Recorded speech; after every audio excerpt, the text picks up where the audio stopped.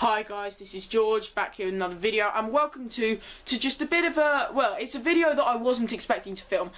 However, I did get a suggestion to film it. Someone, I can't remember their name, wanted to see this video. So here we go. I hope you're going to enjoy it, whoever suggested this. It is, of course, my top 10 roller coasters at Cedar Point. Now, if you don't know, back in July 2018, I had the opportunity to visit the absolutely incredible Cedar Point for the first time. The park is home to 17 different roller coasters. Well, it has got Gemini, which is 2 coasters in one, really.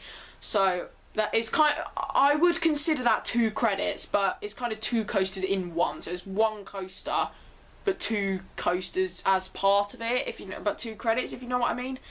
But anyway, today I'm going to be counting down my top 10 favourite roller coasters at Cedar Point. So let's get into it.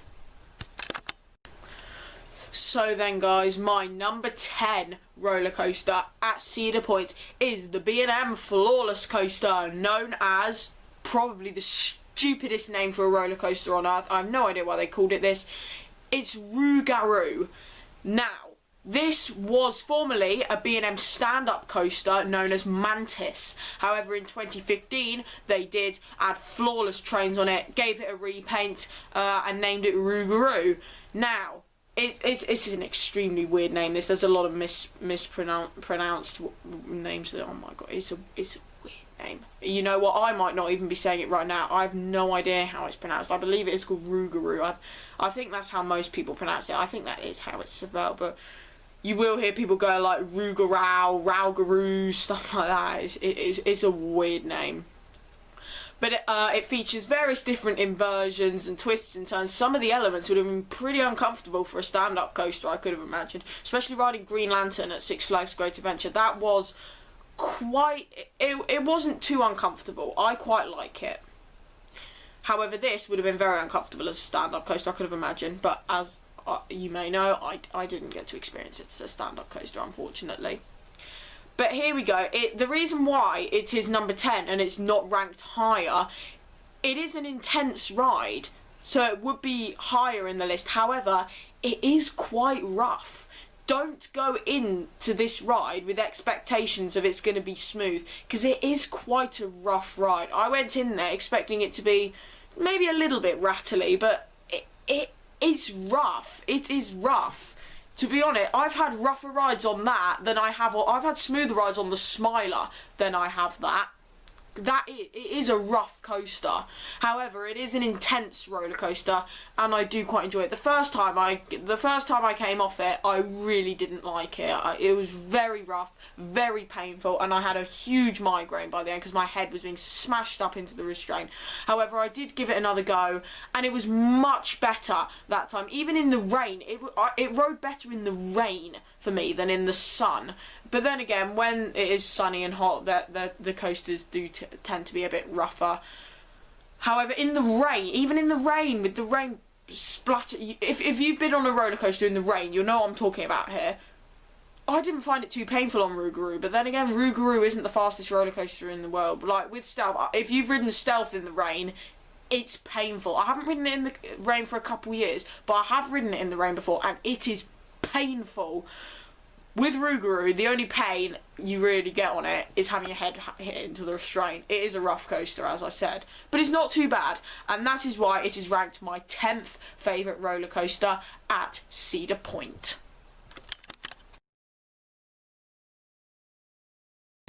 My 9th favourite roller coaster at Cedar Point may come out as a bit of a surprise, as I don't see this ranked too highly, and in my opinion, it's one of the most underrated roller coasters I have ever been on. It is the Arrow racing coaster known as Gemini. Now, this is probably actually my favourite roller coaster I have ridden, manufactured by Arrow. And I know that's going to be a bit unpopular, see this Magnum XL 200 is even in the same park. I didn't find Magnum XL 200 was not a great coaster for me. I didn't find... I only rode it once, so maybe if I had a few more rides I'd rank it a bit higher. It really didn't do a whole lot for me, Magnum XL 200. However, I absolutely loved this ride. So you don't get too much airtime, but you do get some little pops of airtime every once in a while. I just love the whole racing aspect to it, and you go over all these little hills if you're in the back row, you do get some decent airtime. In fact, I got more airtime on this than I did on Magnum XL 200. And I don't know why. But there we go. I love the racing element to it. The only thing that I really don't like about this ride is the trim at the end. When you go down, so at the end, before you hit the brake run, you go down a drop, and then there is a massive, there's a trim there. Oh my god, that kills the ride experience for me, because it slows the train down massively for in that. So you'll drop down, and then there's a helix into the brake run. At the bottom of the drop, there's a trim brake before the helix, and it slows the train right down. And when I rode it, I really wasn't expecting that trim because I didn't know it was there. But it ruins the end of the ride for me. If that trim wasn't on or wasn't there, that would have been a really good finale to a coaster. But it really ruined the finale for me. If the trim didn't exist, then this coaster might rank higher than it does in my ratings. The trim really does just ruin the ending for me. But there we go. Gemini is my 9th favourite roller coaster at Cedar Point. My 8th favourite roller coaster may also come out as a bit of a surprise to you, but it is the Intamin Impulse roller coaster known as Wicked Twister. When I went on this for the first time, I loved it. I thought it was a brilliant coaster. The launch is not anything special. It's not very intense. Well, I didn't find it very intense. I don't really see how else you can really do it, but the restraints I do find a bit unnecessary. I reckon it would have been totally fine with a lap bar. However, I don't really see how it works, seeing as it is a suspended coaster. I love this coaster. So you launch out, and then you go up into a twisted spike, and then you launch backwards and go to another twisted spike. You just do that for a few times, and it's really, really good fun. I absolutely love it. And that launch backwards as well, I found really enjoyable. I didn't find it very intense. I just loved the sensation of launching backwards. It is 70 miles per hour. That is its max speed. It doesn't feel 70 miles. Bearing in mind, Stealth is only 10 miles per hour faster. Stealth does have a much more intense launch. But then again, Stealth does get to that speed in a pretty short amount of time. With Wicked Twister, you don't go straight to 70. So you'll launch out, you'll go a bit up the twisted spike, you'll then launch backwards, which will give you more speed, up to the top of the other spike for when you go backwards, and then you come down that spike into the launch for the 3rd time. That is when you get the max speed. So when you come into the launch for the 3rd time, that is when you reach the 70 miles per hour, and that is when you go right to the top of that vertical twisted spike, and then you just do that for a few more times, and then it just ends. It's a really nice coaster. I like the fact as well there wasn't really a countdown. They kind of just did their announcement and then it just went straight off. If it was a really intense launch, it would take a lot of people off guard. And however, it didn't really take me off guard. Launch coasters without a countdown, they don't really take me off guard. Like you can normally tell when they're about to launch because you'll hear the of the mechanism and stuff. Like with King Dakar, I always thought that you'd hear that and then you'd launch off, but there is that announcement going, head back, hold tight, whatever it is, like arms down, head back, hold on, and then you go off. But yeah, there's not really much on this. When I was there wasn't too much on it, which I liked. I think that added to the experience a bit more. So there we go. That is my thoughts on Wicked Twister, my 8th favourite roller coaster at Cedar Point.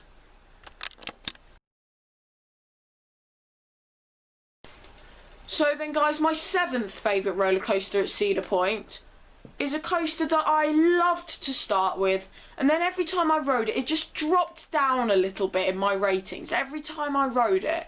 And it is the B&M dive coaster Val Raven.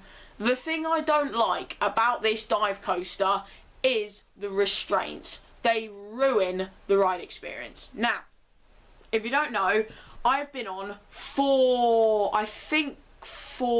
dive coasters. Yeah, I've done 4 dive coasters. Oblivion at Alton Towers, Oblivion the Black Hole at Gardaland, and SheiKra at Busch Gardens. Oh, and of course Val Raven. Can't forget about that. Val Raven is the only one I've ridden with the vest restraints that B&M are now doing. And that really takes away from not only the drop, but the whole ride experience, because you don't get as much airtime and floatiness as you go down the first drop. And with it having a vertical drop, I think it would make it even better with it having just a normal restraint. But also, when you get to the bottom of that first drop, every single ride I had on it, it tightened a lot. So by the time you would get to the brake run, the restraint was very, very tight. Now, I like what B&M are doing now with the vest harnesses that don't tighten as you go through the ride. Like, once the ride op will check them, they'll stay like that for the rest of the ride. This isn't one of them. It will tighten during the ride experience, which is a bit of a shame, as it really does ruin. Like, with a dive coaster, is the main element of the main thing that stands out for these is obviously the drop. And with the drop, you hang over the drop, and then it releases you, and you'll normally get a bit of floatiness, or you'll just get that feeling inside of you, floatiness, and just a really nice feeling that you get on roller coasters, a really nice floaty feeling. I know that probably sounds weird if you're not a coaster enthusiast, but if you are a coaster enthusiast and have been on a dive coaster, you can probably relate to what I'm saying. But these vest harnesses really kill that experience, and that's why Val Raven does not rank as high as it could do. If it had the same restraints as all the other dive coasters I've ridden, it would probably be a top 5 roller coaster at Cedar Point for me. However, it isn't, purely because of the restraints, and that really does ruin the ride for me. But there we go. Val Raven is my 7th favourite roller coaster at Cedar Point.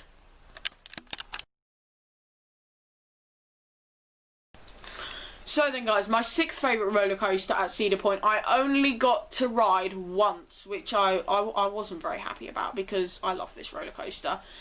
It is the B&M inverted coaster known as Raptor.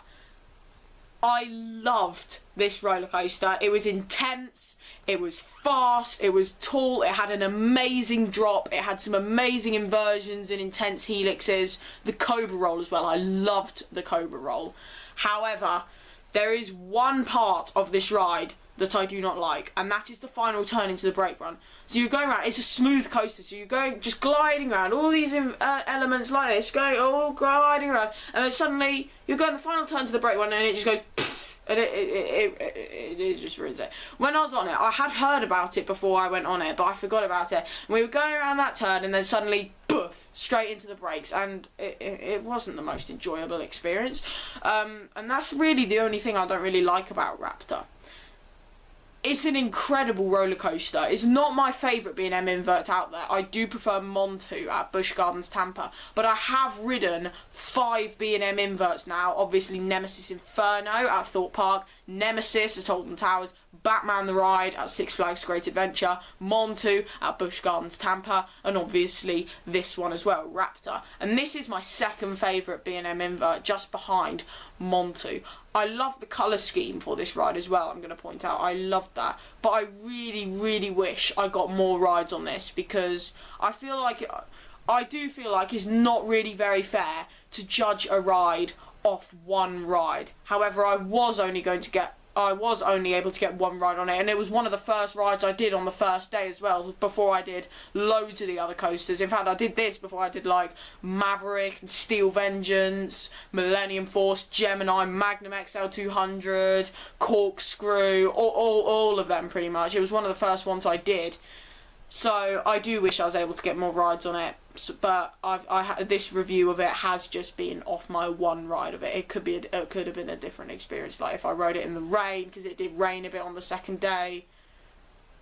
My ratings could be completely different if I had more rides on it, but I only was able to get one ride on it, and as of right now, that is my thoughts on Raptor. It is my 6th favourite roller coaster at Cedar Point.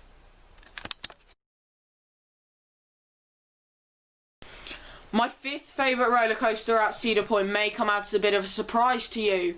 It is the Intamin Giga coaster known as Millennium Force.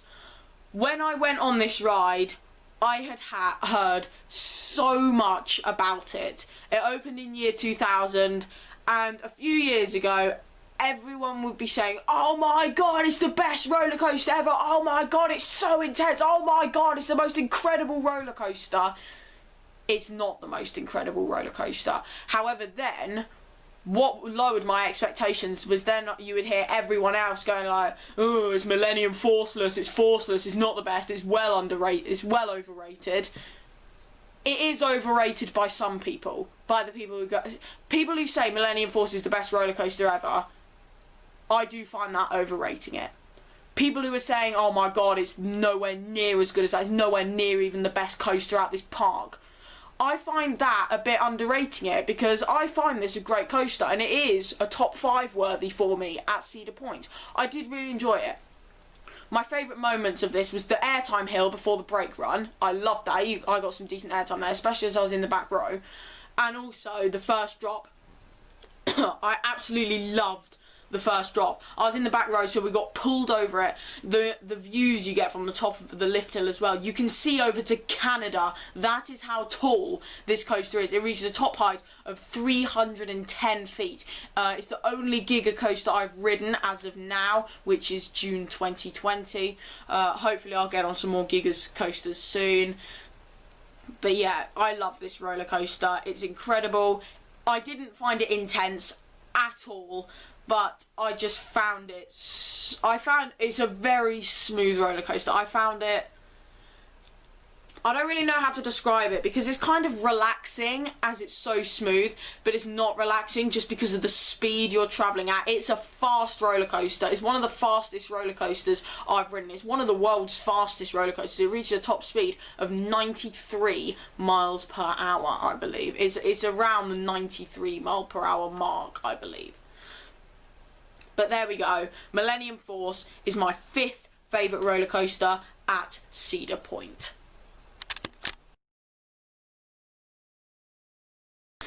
So then guys, my 4th favourite roller coaster at Cedar Point may also come out as a bit of a surprise to you guys. It is the B&M wing coaster known as Gatekeeper. This was the first roller coaster I experienced at Cedar Point, and I loved it. The first time I rode it, I loved it so much. It was my favourite ride there for a while. In fact, for the first few hours of my first day, it beat top Thrill Dragster for me. And yeah, I rated it quite high. I'd heard quite a lot about it. Quite a lot of people have said it's a really good coaster, and then I'd heard quite a lot of people saying it really is nothing special. I really enjoyed it. When I went on it, it was my favourite B&M wing coaster. It's not now, because I've been on Phoenix at Toverland, and that's my favourite now. Excuse me. But Gatekeeper is still a solid ride. The ending sure is... It doesn't really need the ending. It doesn't need the ending. Get rid of the ending. Well, no, don't get rid of the ending. But if they would extend it a little bit, that would be lovely. Because literally the ending is you go into a mid-course, go into a little helix, and then into the brakes. It's a bit like Yukon Striker, really. It's basically a similar thing like that. However, the rest of the layout I love. Before Steel Curtain at Kennywood opened, it had the world's tallest inversion at 170 feet, and that was, of course, the dive drop. You then go into the Immelman, and then you go into an airtime hill, followed by a corkscrew, followed by the zero-G roll, which goes through the keyholes of the entrance. And I think that's what makes this coaster so iconic. You walk under the coaster's zero-G roll and keyholes to get into the park. The keyholes are the keyholes is the entrance. You walk right under this coaster to get into the park, and then after that you go through the dive loop and then back through the keyholes in a barrel roll and then into the mid-course really, and then it's just the helix into the brakes. Once again, it's the same deal as with Val Raven. The restraints ruin the experience. B&M, what you really need to do is get rid of those restraints and just use your old ones, especially on the wing coasters and the dive coasters, because it really ruins the experience. Have you not noticed all of the time, literally every single time I rate a B&M coaster with these restraints, I say the main thing that ruins the ride is the restraints, and it is because they tighten so much, especially on these two coasters. By the time you get to the brakes, they are very, very tight, and that is what I really don't like, because you guys know me, I don't like over excessive restraints. I like just a simple, small lap bar. I love the restraints on Icon. Those ones are nice. You just have a lap bar, and that's it. You feel so free on it.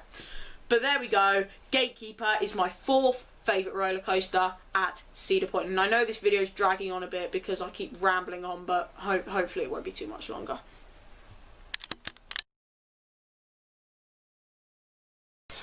My 3rd favourite roller coaster at Cedar Point probably won't come out as a big surprise to any of you, and it is the Intamin launch coaster known as Top Thrill Dragster. And wow, this roller coaster is absolutely insane. A couple of days before I rode this for the first time, I rode King-Dakar for the first time, which is the world's tallest roller coaster.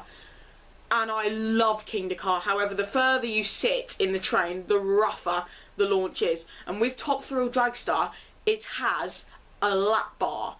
It's a very similar ride to King-Dakar. However, it doesn't have the airtime hill at the end, which is definitely a con of this ride. However, it does have lap bars, which King-Dakar does not have. It has an over-the-shoulder restraint, which does make the launch a lot rougher. And that is the pro. Both of these rides have their pros and cons. So with Top Thrill Dragster, you get the smoother launch and the nicer restraints, but you don't get the airtime hill like with King-Dakar. The launch, they both feel pretty much exactly the same. They're a very similar speed. King-Dakar only reaches another 8 miles per hour. And then they're a similar height as well. Top Thrill Dragster's 420 feet, King-Dakar's 456 feet. So there's not much in between the speed and the height. However, it is the restraints that I do like about Top Thrill Dragster, and this is why I find it so difficult to find out which is my favourite. I don't know which is my which one I prefer out of these two, because I love the airtime hill on King-Dakar, but I love the restraints on Top Thrill Dragster. So it's just what you like better, really. Obviously, I love airtime on roller coasters, but I also love non-excessive restraints. So I find it really difficult to choose my favourite. Maybe one day I'll compare them both. I'll do a King-Dakar versus Top Thrill Dragster video, and then we'll give them all sorts of different points for all sorts of different things, and then I'll decide, and then I'll see which one's better at the end. Leave a like if you'd like to see that one day. But there we go. My 3rd favourite roller coaster at Cedar Point is Top Thrill Dragster.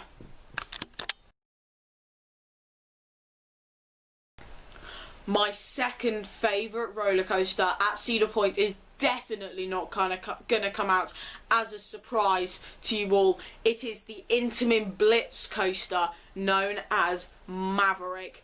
When I went on this for the first time, I knew to expect an intense ride, but boy did I not expect a ride as intense as what this roller coaster is. I would, in fact, no, ignore that. I don't think that.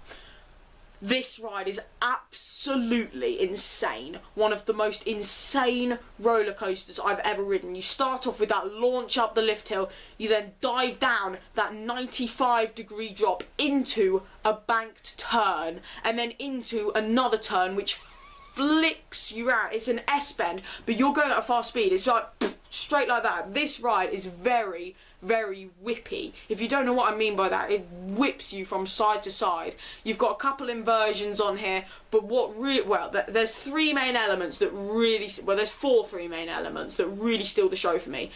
The 95-degree drop, the inversions, the second launch, which may catch a few people off guard. I love the second launch, and I also love when you come out of the second launch and then you go over the lake. That part I love as well, because they shoot out water as well as you go past, and I think that really adds to the ride when you're watching off ride. It looks really nice. I got a lot of shots of that when I went there. If you saw the vlogs, that there's a lot of footage of Maverick when it's going over the lake and the water's shooting out.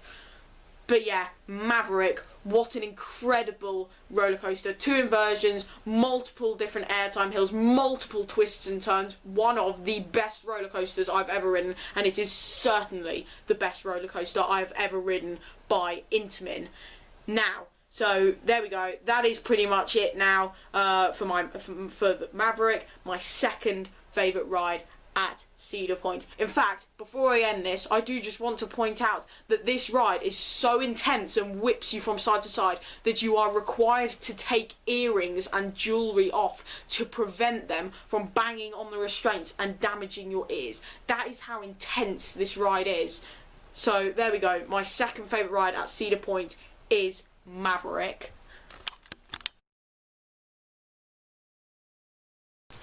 So then guys, my number 1 roller coaster at Cedar Point is definitely not going to come out as a surprise to you all.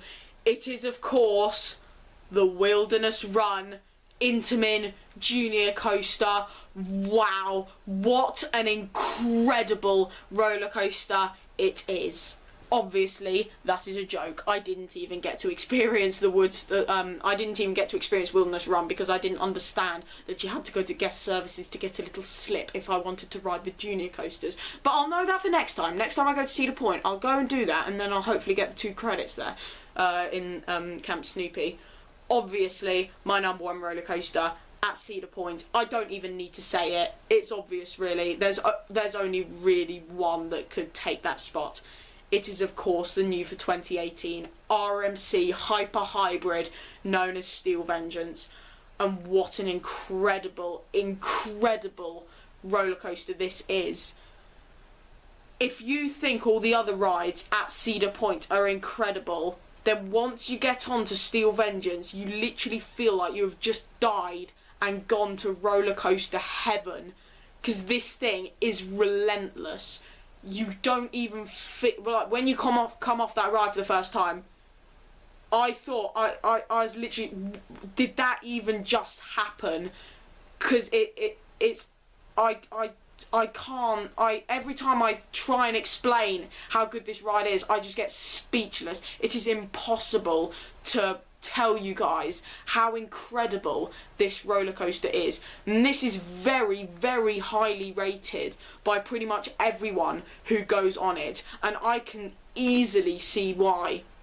However, there are some people that do go on it and think it is overrated, and I can understand why you would think it's overrated because so many people rave about it so much. But I think it deserves all the love that it gets. It is 100%, well, for me, it is 100% not overrated. I don't understand how to talk about this experience. It breaks 10 world records and 5 records for the USA. The world's tallest, fastest, longest, wildest hyper hybrid roller coaster. It's the world's only hyper hybrid. Oh no, it's not. Zadra at Energylandia. When it opened, it was the only hyper hybrid. Now it's not. However, it's still an incredible ride. But there we go. It has over 27 seconds worth of airtime. And honestly, when I was on that ride, I felt my bum lift out of the seat more than I felt my bum touching the seat, because I was out of my seat more than I was in my seat. That is how much airtime there is. So obviously you start off by coming out the station, doing a couple of little bunny hops before going into what could potentially be the world's loudest lift hill. It is extremely loud. Try not to talk over the lift hill once you're climbing up it. That's all I can really say. Then you dive down this 90-degree drop, which is one of my favourite parts of Steel Vengeance. But once you experience all the other elements of this ride, you just forget about that first drop, because there's so many standout parts of this roller coaster. And then obviously there's loads of airtime hills, 4 inversions, and honestly, what an incredible roller coaster it is. Steel Vengeance, not only my #1 coaster at Cedar Point, but it is my #1 coaster out there. It's my favourite roller coaster out there. It is an incredible roller coaster.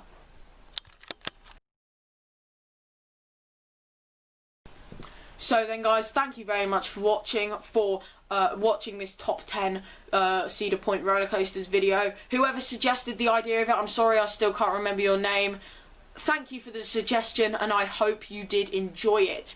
Thank you very much for watching. Make sure to follow me on Instagram at George Kelly Roller Coasters, George William Kelly and George Kelly Animals. Message me on Snapchat at George Kelly. Follow me on Twitter at George Kelly, and check out my other YouTube channel at Wealthy Eagle. Thank you very much for watching. Remember to like, comment, share and subscribe. Stay safe everyone, and I will see you all later. Bye.